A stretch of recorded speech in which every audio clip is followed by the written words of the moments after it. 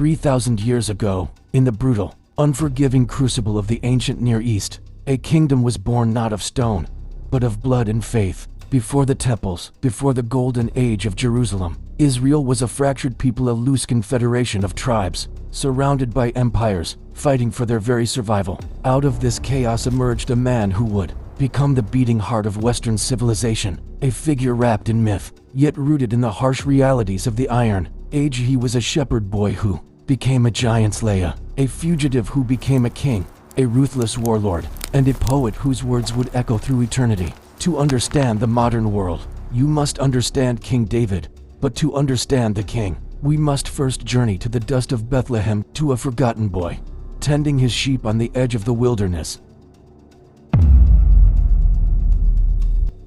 The year is roughly 1020 BCE. Israel is in crisis. They have demanded a king to lead them into battle, just like the other nations. God, through the prophet Samuel, reluctantly granted their wish, anointing a towering Benjamite named Saul. Saul was the obvious choice. He stood head and shoulders above his countrymen, a warrior king. But the throne of Israel was not merely political, it was spiritual. And Saul was cracking under the weight of his own paranoia and disobedience. The prophet Samuel, the kingmaker, mourned for Saul. The spirit of the Lord had departed from the king, replaced by a tormenting spirit, a psychological descent into madness. Israel's first experiment with monarchy was careening toward disaster. But God, as the ancient texts tell us, does not look at the things people look at. Human beings look at the outward appearance, but the Lord looks at the heart.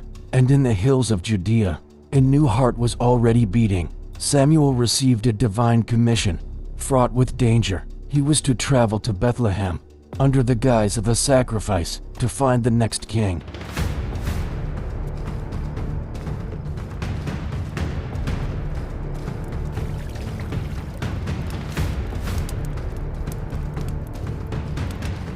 If Saul discovered the truth, it would mean civil war. Arriving in the dusty town of Bethlehem, Samuel summoned a man named Jesse and his sons. One by one, the sons stood before the old prophet. Eliab, the eldest, was a striking figure. Samuel thought, surely, this is the Lord's anointed. But the divine voice whispered a refusal. 7 sons passed by. 7 were rejected. Perplexed, Samuel turned to Jesse. Are these all the sons you have? There is still the youngest, Jesse replied, almost dismissively, but he is tending the sheep. In the ancient world, shepherding was the lowest of tasks, relegated to the youngest, the weakest, the forgotten.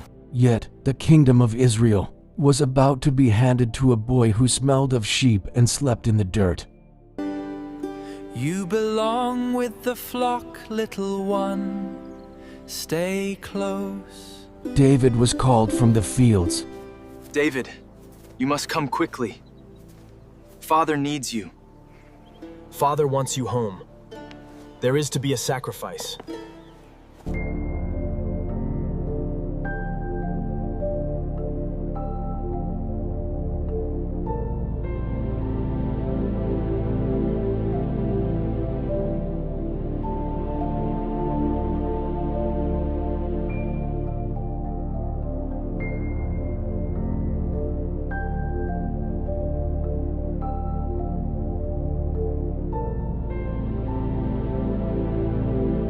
The ruddy-faced youth, with bright eyes and a handsome appearance, stood before the prophet. Samuel took the horn of all, and in a secret, subversive act of revolution, he poured it over David's head. The throne was usurped. The boy was anointed, and from that day forward, the Spirit of the Lord rushed upon David with power.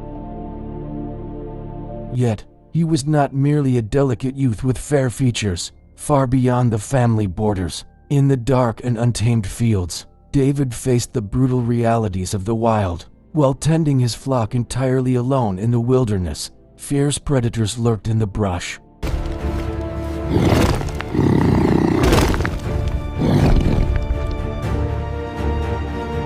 When a lion suddenly lunged from the thicket and snatched a lamb, David did not crunch in fear. He pursued the beast, wrestled it, and struck it down by the jaw. When a bear came for the flock, he showed no mercy either. Through these lethal struggles against giant beasts, the raw physical strength and unbreakable endurance he forged in his youth became the foundational training ground for his future victories on the battlefields.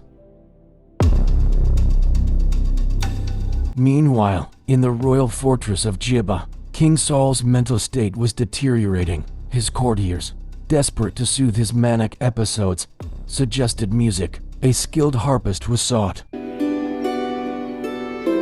By a twist of fate or divine providence, David's reputation as a brave and talented musician reached the king's ears. David was summoned to the court. Here, we see the profound duality of David. He was no mere brute. He possessed a soul attuned to the divine, a poet's sensitivity. When he plucked the strings of his lyre, he did not just play notes, he channeled the peace of the heavens. As the haunting melodies echoed through the stone halls of the palace, the tormenting spirit would depart from Saul. The king found relief, and he grew to love the boy who played for him. David became his armor-bearer. The supreme irony of this moment is staggering. The tormented king, unaware of the prophet's secret anointing, was being comforted by the very man destined to take his crown. The shepherd was living in the palace, waiting in the shadows.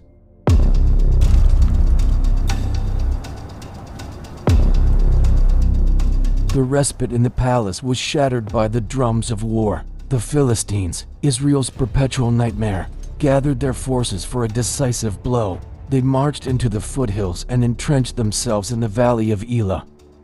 The two armies faced each other across a dry riverbed, but the Philistines had a psychological weapon, a champion, Goliath of Gath. Standing over 6 cubits tall, nearly 9 feet, Goliath was a terrifying anomaly. Clad in heavy bronze armor, carrying a spear like a weaver's beam, he stepped into the valley. He did not offer a battle, he offered a duel. "Choose a man," Goliath bellowed. "If he is able to fight and kill me, we will become your subjects. But if I overcome him, you will serve us." For 40 days, twice a day, the giant mocked the armies of the living God. And for 40 days, King Saul and his army were paralyzed by terror.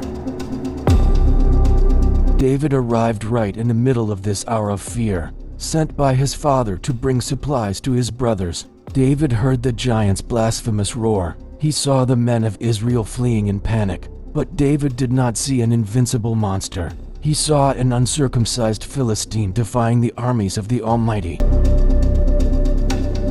When David volunteered to fight, Saul scoffed. "You are only a boy," but David was undeterred. He knew the God who had delivered him from the paws of the lion and the bear would deliver him from the hand of the giant.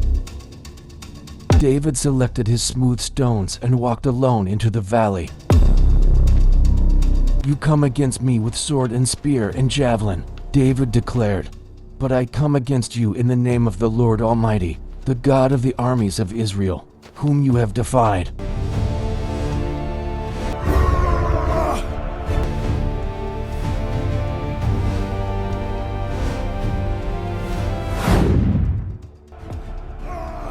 The stone was launched. It struck square in the forehead. The colossus crashed to the earth.